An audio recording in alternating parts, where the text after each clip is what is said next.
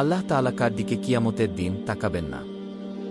উত্তর: অহংকারবশত যে ব্যক্তি কাপড় টাকনুর নিচে ঝুলিয়ে রাখে এবং পিতামাতার প্রতি কর্তব্য পালন না করে। সহিহ বুখারী, হাদিস 5788। যে ব্যক্তি সকাল সন্ধ্যায় 3 বার বিসমিল্লাহিল্লাযী লা ইয়াদুররু মা ইসমিহি শাইউন ফিল আরদি ওয়ালা ফিস সামা ওয়া হুয়াস সামিউল আলীম দোয়াটি পাঠ করবে তার পুরস্কার কি? উত্তর: কোনো কিছুই তার ক্ষতি করতে পারবে না, যেমন হঠাৎ বিপদ, জাদু বা বিষ। সুনানে আবু দাউদ, কিতাবুল আদাব, হাদিস 5088।